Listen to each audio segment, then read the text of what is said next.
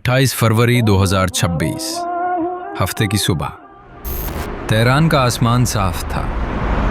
Iran के supreme leader Ayatollah Ali Khamenei रोज़े की हालत में अपने महफूज तरीन कंपाउंड में मौजूद थे। उनके सामने ईरान की हाई प्रोफाइल लीडरशिप मौजूद थी, इस यकीन के साथ कि भला अमेरिका इसराइल दिन के उजाले में हम पर क्यों बम गिराएगा। ऐन उसी लम्हे हज़ारों किलोमीटर दूर इजराइल के 200 फाइटर जहाज़ों ने उड़ान भरी। अमरीकी क्रूज़ मिसाइल से लैस ये तैयारे अगले 90 मिनटों में आसमान का सीना चीरते हुए ईरान पहुंचे। तब फ्लोरिडा में रात की तारीकी छाई थी। डोनाल्ड ट्रंप अपने प्राइवेट क्लब में बैठकर रियल टाइम इंफॉर्मेशन ले रहे थे और फिर अगले चंद लम्हों में ईरान के सुप्रीम लीडर अपने साथियों के हमरा शहीद कर दिए गए।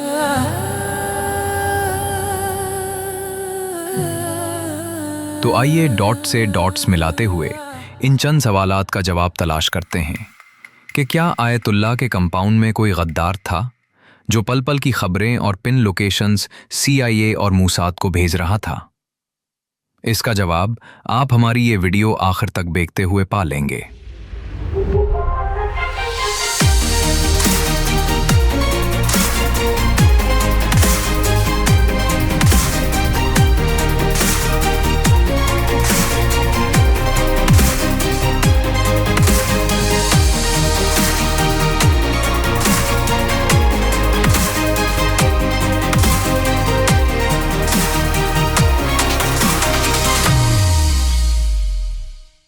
आयतुल्लाह खामेनेई तक पहुंचने के लिए किसी हद तक 5th जनरेशन वॉरफेयर का सहारा लिया गया।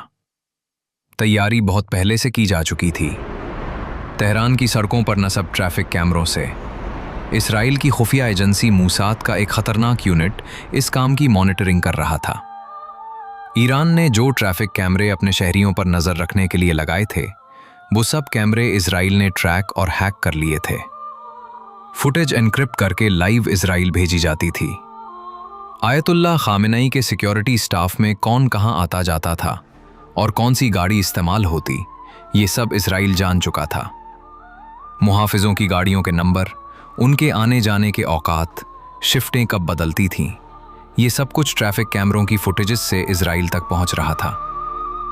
मूसाद चुपके से ये सारे पैटर्न नोट कर रहा था, जिसे उसने पैटर्न ऑफ लाइफ फाइल्स का नाम दिया था।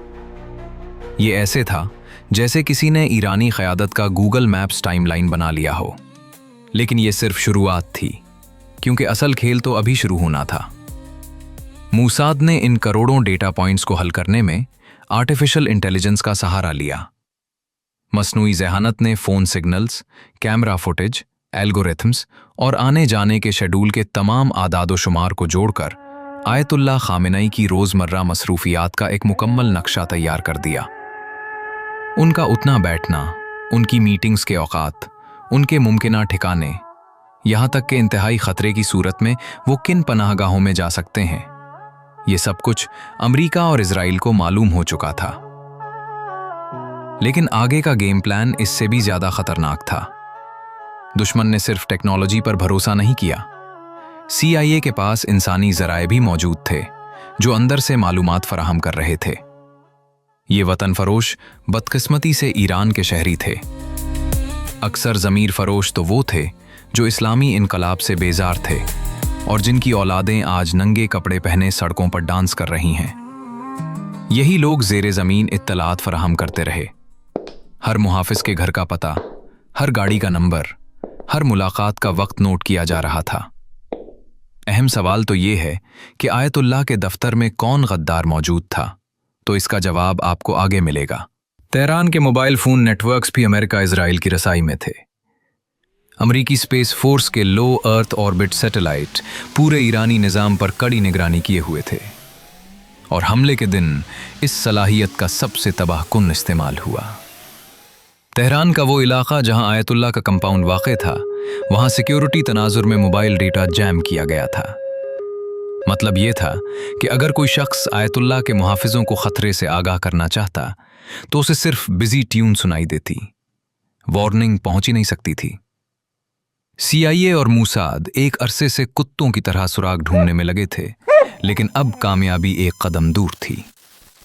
27 और 28 फरवरी के दरमियानी शब ट्रंप और नेतन्याहू को वो इत्तिला मिली जिसका वो महीनों से इंतजार कर रहे थे। खबर ये थी कि आयतुल्लाह खामेनी अगली सुबह तेहरान के फलाह कंपाउंड में ईरान की आला तरीन क़यादत से मुलाकात करने वाले हैं। इंटेलिजेंस दोनों मुल्कों के दरमियान फौरी तौर पर शेयर की गई। इसराइल ने अपने ऑपरेशन को रोरिंग लायन का नाम दिया और एयरफोर्स को चौकस कर दिया। तो दूसरी जानिब ईरानी इंटेलिजेंस का मानना था कि दिन की रोशनी में हमले का इम्कान न होने के बराबर है।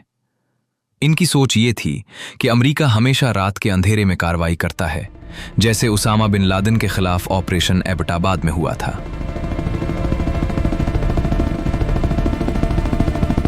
इसराइली टाइम के मुताबिक सुबह 6 बजे तैयारे रवाना हुए, जिनकी तादाद 200 बताई जाती है।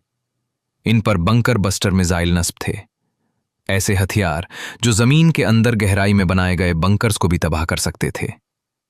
2 घंटे की परवाज के बाद ये तैयारे ईरान की फजाई हुदूद में दाखिल हो गए। इस वक्त इसराइल में सुबह 8 बजे थे, जबकि ईरान में 9:30 बज रहे थे। इससे पहले कि इसराइली तैयारे उस कंपाउंड पर मिसाइल दागते, अमरीकी टोमाहॉक क्रूज मिसाइल्स ने ईरान के एंटी एयर डिफेंस सिस्टम्स को निशाना बनाया। जब ये दिफाई ढाल तबाह हो गई तो इसराइली तैयारों के लिए रास्ता साफ हो गया। अगले ही लम्हे इसराइली तैयारे ईरानी हुदूद में दाखिल हुए।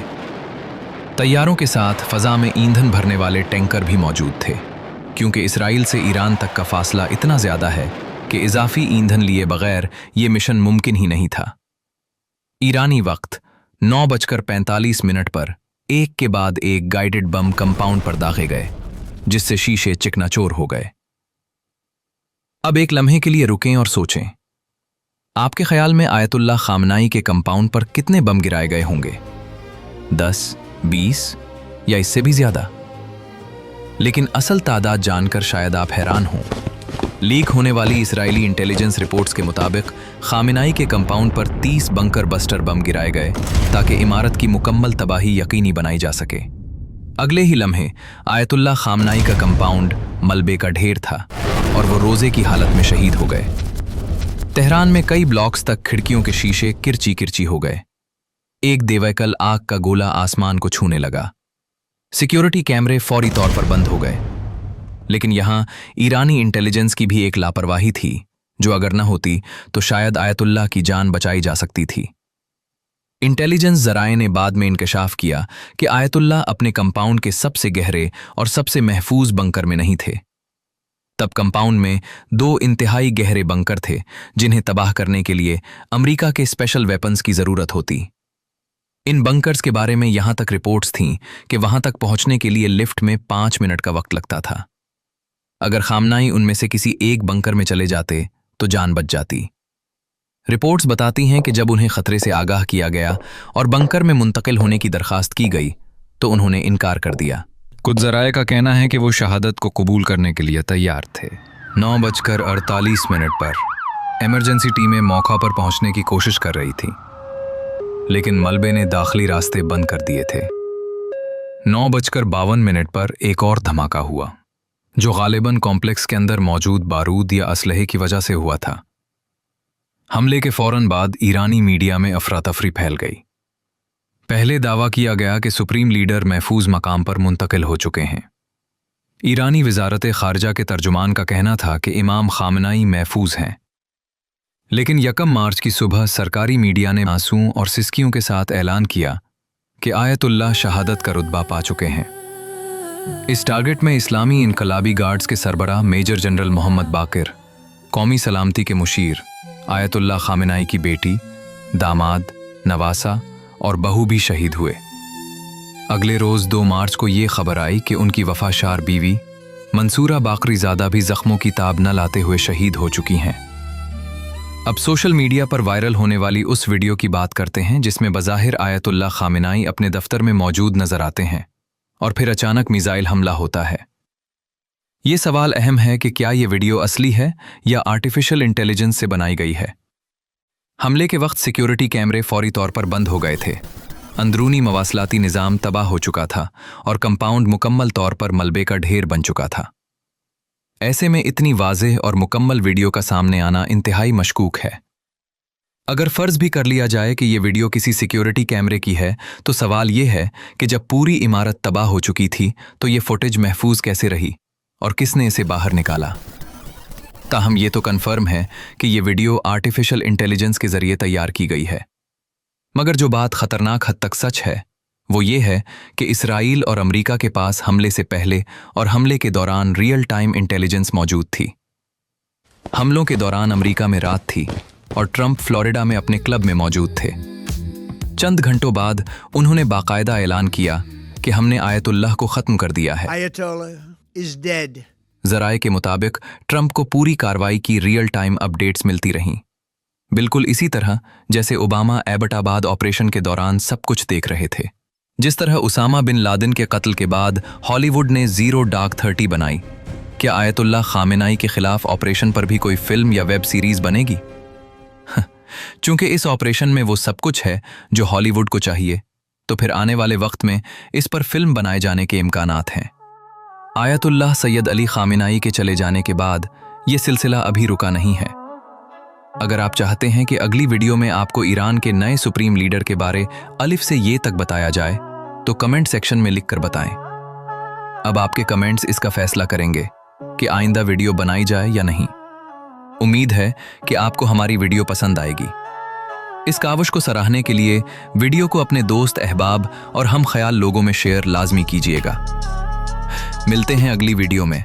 अल्लाह हाफिज़ व नासिर।